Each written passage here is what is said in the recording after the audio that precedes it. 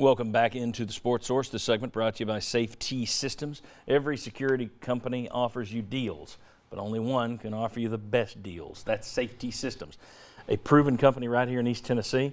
They provide local installation, local monitoring, local service. That's what you get from Safety Systems. Local, local, local.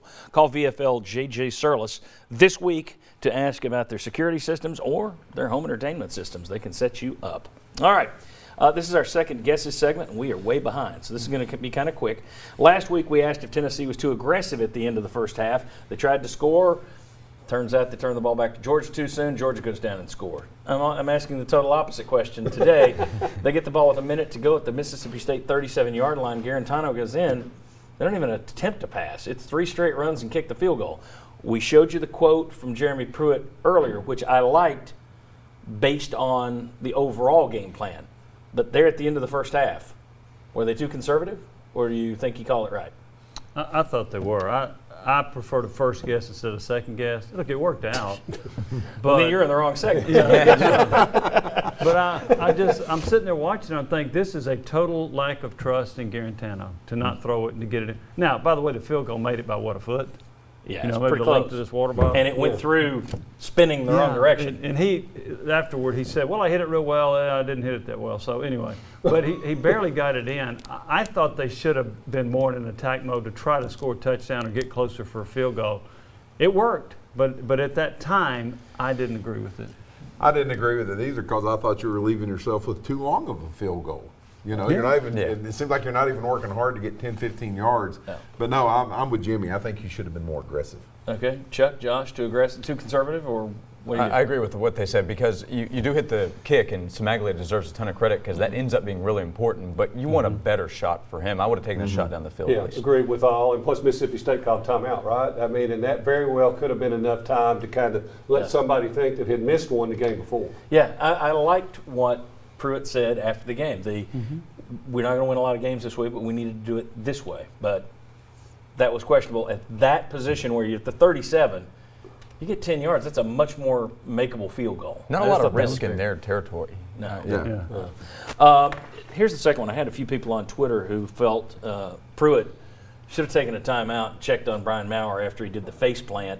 You know, he's lucky he landed. As bad as that looks, landing on your face like that and bending that way, he's lucky he didn't land this way because that's how you do spinal damage, the other way.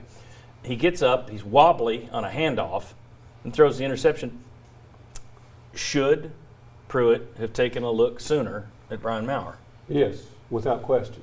There were so many telltale signs there. And then one was grabbing the he grabbed his neck. I mean, and if people watch it on TV, if people in the stands can notice that, why can't the medical staff? And it makes you wonder, what's the protocol? You just said, I don't think it was just Pruitt. I think it's medical staff. I also think you have an SEC guy in the booth that's supposed to be looking for these things. Yes. Where was he? So I think there's a shared blame on that situation. I bring this up because we questioned last year the Vanderbilt game, should Garantano have even been playing? After he had taken what was clearly a concussion against Missouri. I think Pruitt takes a little bit of a tough guy approach with these things. He made a statement after the show, on the radio show with Bob Kessling, that I thought was sort of, he's in a concussion protocol, it'll all be all right. And I thought, that's 15 years ago, that played. I don't think it plays anymore with everything that's going on with football and about concussions. I think if you think they're concussed, treat them like they're concussed until you know they're not. And the old thing about get them back on the field as quick as you can. I mean, those days I think. Common sense doctor says if a human flies in the air, lands on his head, and then grabs his neck when he gets up, you might want to check him out. And there's also been some signs with the UT offensive linemen that kind of look like, hey, somebody needs to check on this guy, and you haven't seen that. Well, you had Calvert go down yesterday, and then Pruitt was barking at him as he came off the field, appearing to say, it seemed as though he was giving him the message, hey, if you're good enough to get up and walk off the field now, don't cost us a timeout by laying there and writhing, which I thought, well, okay, that is a tough guy approach.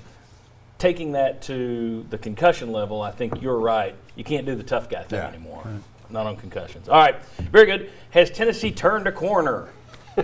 We'll debate that. Plus, a stat that predicts Vol victories. Sort of. Come back, we'll show you.